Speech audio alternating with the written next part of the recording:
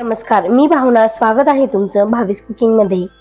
आज मी तुम्हाला फुलकोबीची भाजी करून दाखवणार आहे. ती करण्यासाठी उशीर झाला असेल तर ही भाजी पटकन कशी करावी याची सुद्धा टिप्स तुम्हाला मी यामध्ये सांगितले आहे, त्यामुळे व्हिडिओ शेवटपर्यंत नक्की बघा. भाजी करण्यासाठी मी फ्लॉवरचे इथं असे फुलं काढून घेतलेले आहेत आणि 10 मिनिटं कोमट पाण्यामध्ये हे फुलं भिजत ठेवलेले होते. 10 मिनिटानंतर परत स्वच्छ पाण्याने मी ही भाजी धुवून घेतली.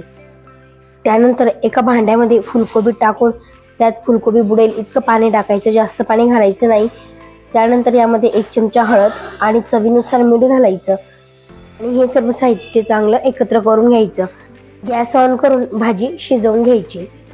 जी मी आधी का शिजवत आहे, कारण जर आपला भाजी करण्यासाठी उशीर झाला असेल किंवा घाई असेल तर मसाला करोस्तोपर्यंत ही भाजी शिजली जाते आणि भाजी पटकन होते. जी शिजते तोपर्यंत आपण भाजीची फोडणीची तयारी करून घेऊ. इथं 1 मीडियम साईजचा टोमॅटो आणि 1 मीडियम साईजचा कांदा बारीक चिरून घेतलेला आहे.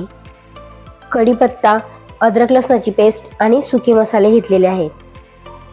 जिची ही बेसिक तयारी करेपर्यंत ही भाजी आपली शिजली गेलेली आहे.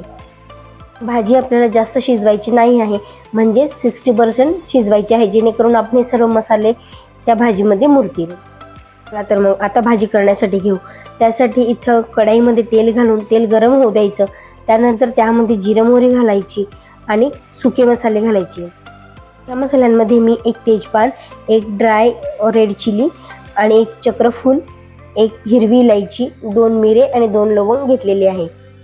मसाले चांगले परतले की यामध्ये बारीक चिरलेला कांदा घालायचा आणि त्याचा हलकासा रंग चेंज होऊ द्यायचा. जास्त आपल्याला शिजवायचा नाही आहे, फक्त हलकासा रंग त्याचा बदलला की मग यामध्ये अद्रक लसणाची पेस्ट घालायची आणि सोबतच कढीपत्ता पण घालायचा. आता हे सर्व मसाले चांगले मिनिटभर परतून घ्यायचे. फ्लॉवरची भाजी कशी करता ते मला नक्की कळवा आणि हो, तुम्हाला अजून कोणती भाजीची रेसिपी बघायला आवडेल ते मला कमेंट बॉक्समध्ये नक्की सांगा. मसाले आपले चांगले परतले गेले आहे. आता यामध्ये टोमॅटो घालायचा आणि टोमॅटो घातला की लगेच यामध्ये थोडं मीठ घालायचं. मीठ हे या मसाल्यापुरती घालायचं. आपण भाजी शिजवतानाही त्यामध्ये मीठ घातलेलं होतं. घातलं की टोमॅटो लवकर सॉफ्ट होतात, त्यामुळे मीठ घालून घ्यायचं आणि मसाला चांगला परतून घ्यायचा. बघा, काही मिनिटातच आपला टोमॅटो सॉफ्ट झालेला आहे. आता याला अशा प्रकारे वरतून पंच करायचं.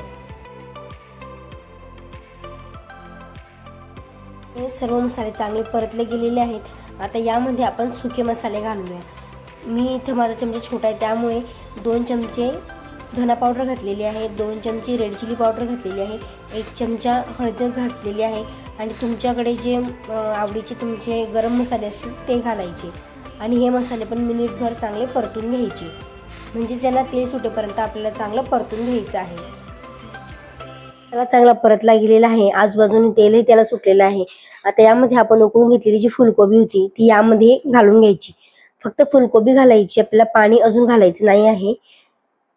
सर्व फुलकोबी मी आता ह्या मसाल्यांमध्ये टाकून घेते आणि मिनिटभर ह्या मसाल्यामध्ये फुलकोबीला परतवून घेते.